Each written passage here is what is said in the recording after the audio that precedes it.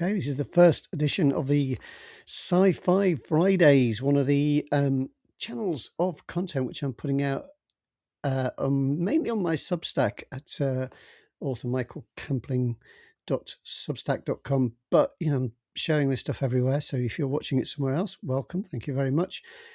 Because it's still the beginning, it's an experiment. So see how it goes. Hopefully you can find what you want, where you want, and I'll try and make that happen. So I'm hoping later on to be able to read some snippets of other people's work, but because I'm still finding my way with this, I'm beginning with my stuff because it's my channel and I've written stuff. So I've written across various genres, different themes, different days. I put out the first thriller fiction Thursday on Thursday, obviously, and this should be coming out on a Friday. And I'm going to start with not very straight-laced sci-fi. Sorry if that's disappointing for you, but it's if you like sci-fi, if you enjoy things like Star Trek and Red Dwarf and stuff, you might find it funny because it's a funny science fiction series, the Brent Bolster kind of space detective type series. And a very tongue-in-cheek and an affectionate nod to a lot of sci-fi movies and franchises and TV series and stuff like that, as well as a nod to a lot of, PI noir type fiction, which, is, I think, is inherently funny in itself anyway, really, when you look back at it. Sort of thing you can laugh at. So those lovely one-liners and stuff. So I'll crack on. So this is the first book there are 4 novels at the moment, and the first one is called Dial G for Gravity. The epigraph says, "When in doubt, have a man come through the door with a gun in his hand." And that's from Raymond Chandler. The dedication is to all those who prefer to watch their movies in monochrome, safe in the knowledge that the images are so much more vivid that way. There is a cast of characters, but it's rather long and quite boring for you to listen to. So I will launch into it. I will be doing a few sort of attempts at various accents, I think, because I imagined it set in a kind of near future world, largely in the USA. There's various characters, and obviously aliens are made up. So, Dial G for Gravity, read by me, the author Michael Campling. Start that again, shall I? Dial G for Gravity, read by the author Michael Campling. Chapter 1, Earth. Brent Bolster opened his eyes and reached for the gun beneath his pillow. His bedroom, normally lit only by the intermittent scarlet glare from the neon barroom sign below his window, was bathed in an eerie green glow. The alarm clock? Brent's fingers closed around the polished steel butt of his old-fashioned pulse pistol. Something isn't right. For a start, he didn't have an alarm clock. He'd owned such a thing at one time, but now there was only a hunk of molten plastic on his nightstand. He'd had a difference of opinion with the device over the intricacies of the daylight saving system, and the clock hadn't glowed for a while. Not since the flames went out, anyhow. Brent closed his eyes. Green glow? So what? It was probably just one of his electronic devices letting him know it was still switched on. Or maybe his handset needed recharging. The damn thing ate through carbon credits like they were going out of fashion. He let go of his pistol and rolled over onto his back, trying not to think about his next carbon bill. And someone cleared their throat. Brent sat up straight, one hand sliding under the pillow. Where the hell was his pistol? He'd had it just 1 second ago. How could it be gone? The alien standing beside his bed coughed politely.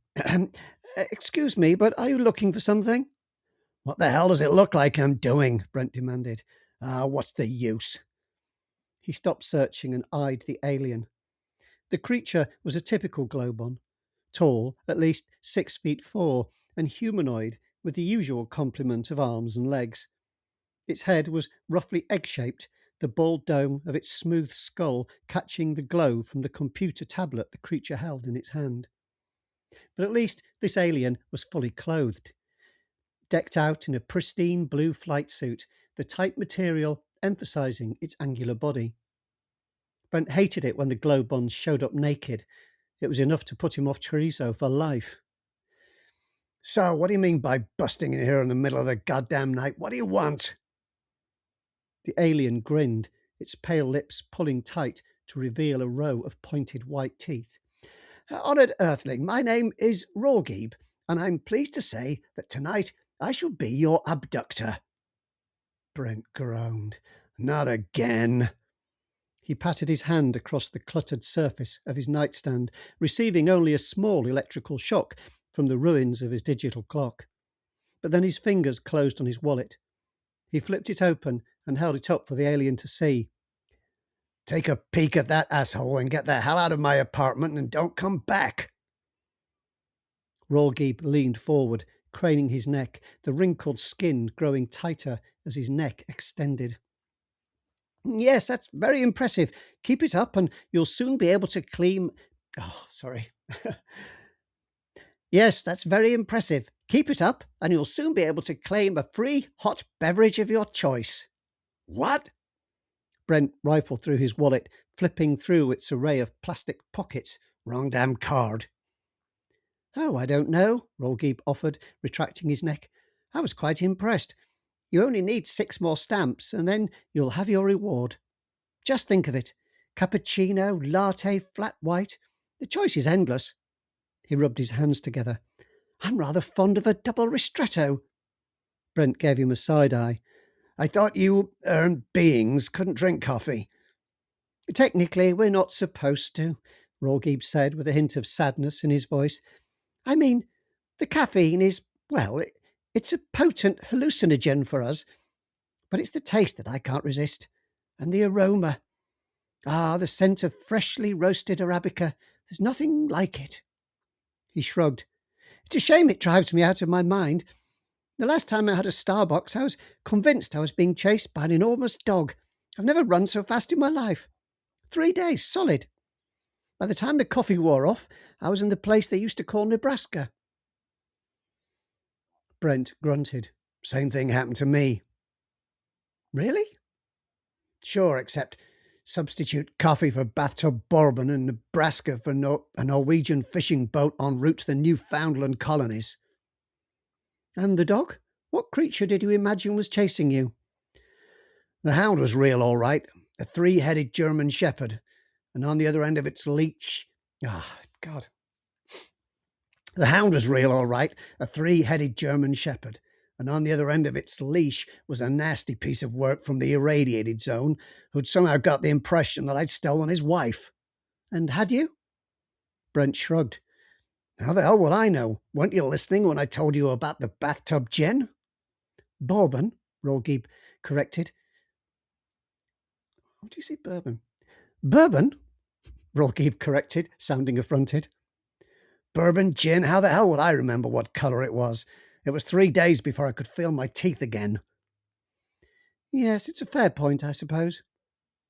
Rawgeeb hesitated, mashing his lips together as if chewing back his words.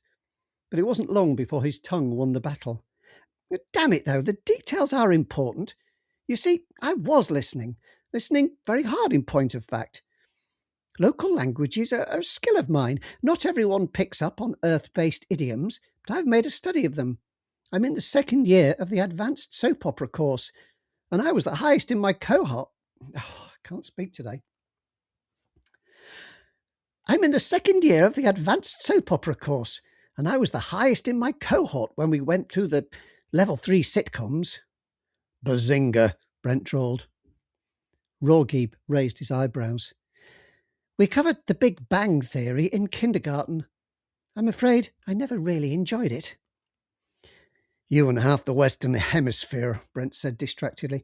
Here's my damned idea. It got stuck down behind my driver's license. He pulled a plastic card from the wallet and brandished it triumphantly.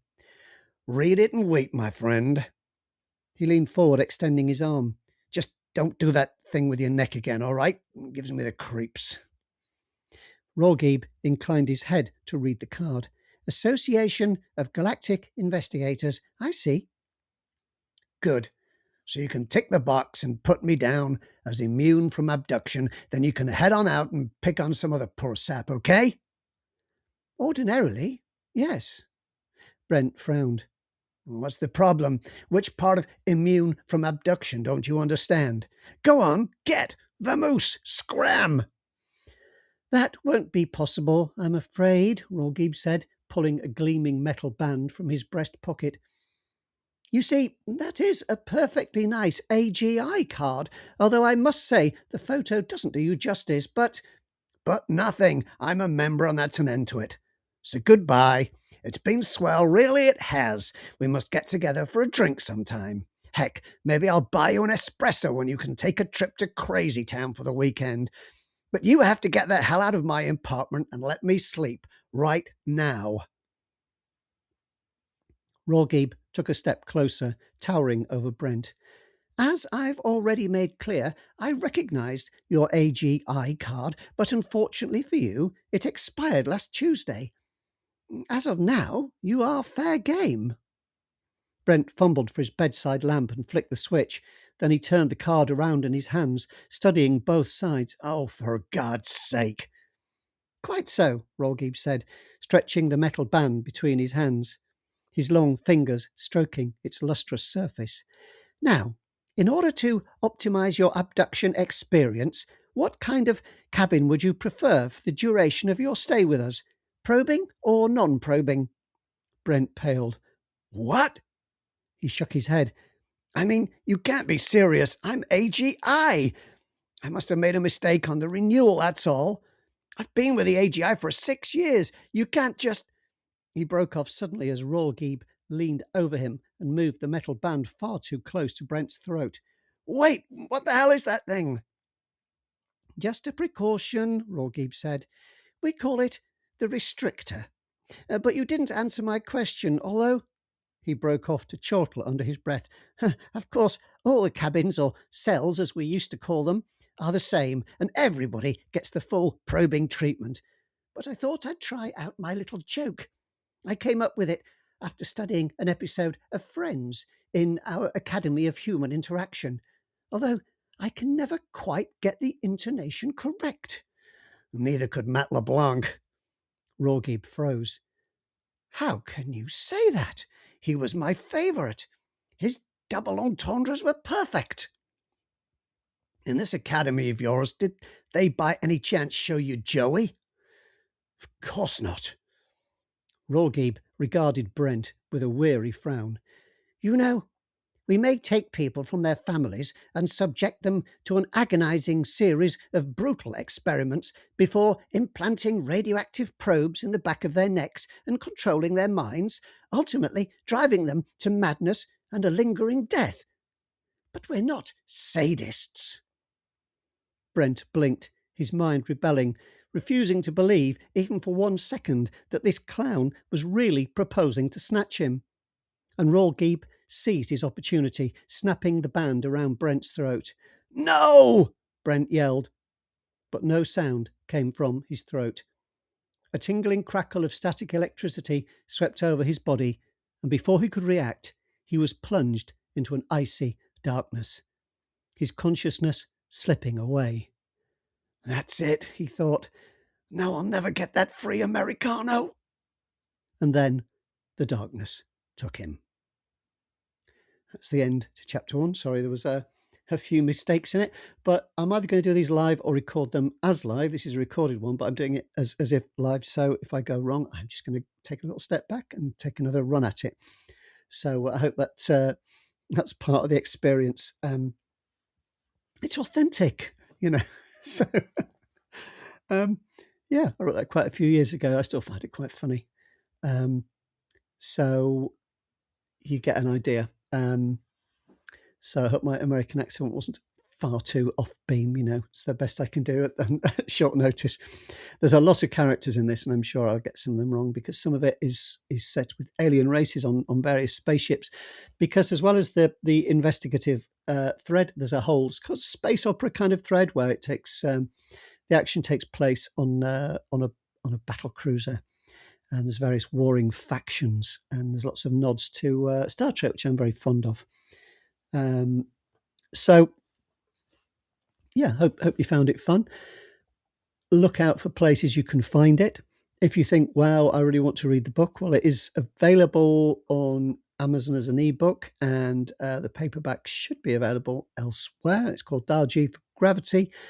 And although my full name is Michael Campling, my SciFi is under M Campling, just M for Michael, and fairly easy to find, I hope, after all this time. And I hope you find it was a bit of fun to listen to. And as I say, I will be trying to read some snippets of other sci-fi. I'll probably just grab something off my shelf and just do a little interpretation of it, because even if you've heard it before, you wouldn't have heard me read it before. Yeah, and then I'm going to try and turn this into a serial. So the audio will be a podcast. So if you're listening to this on a podcast, thank you very much. Subscribing is great.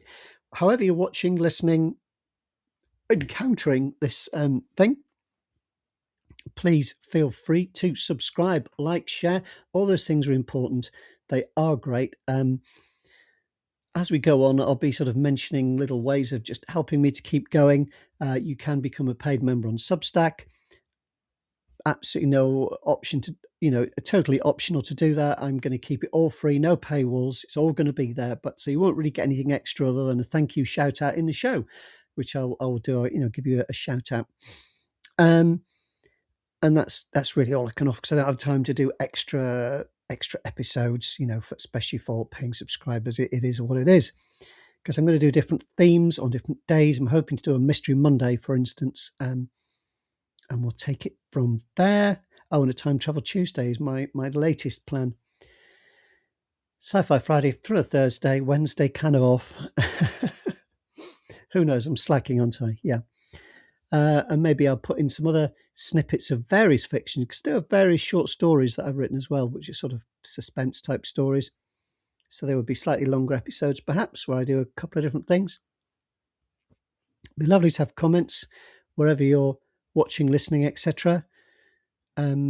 Subscriptions, likes, shares. I'm not trying to get any penny out of it you don't want, but if you, as this goes on, you are finding this fun and enjoyable, as I say, you can join the paid level on Substack, or you can find the link to mycoffee.com, which you can send me a mug of tea to keep me going. I could do the one now, actually, after that.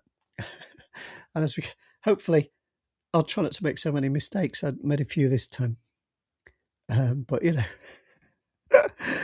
I am not an actor. I'll do my best. But it's a bit of something, I think, more worthwhile than some content that I could make. I could just be pulling faces and jumping up and down on TikTok, but no, I'd rather do something that seems like it's got a bit of fun to listen to, even if you're just thinking, who is this bloke? Isn't he terrible? And you're laughing. I don't mind. Just, I hope you get something out of it. All right. Well, the main thing, happy reading. Look after yourselves and take care. And hopefully I'll talk to you again soon. Bye for now.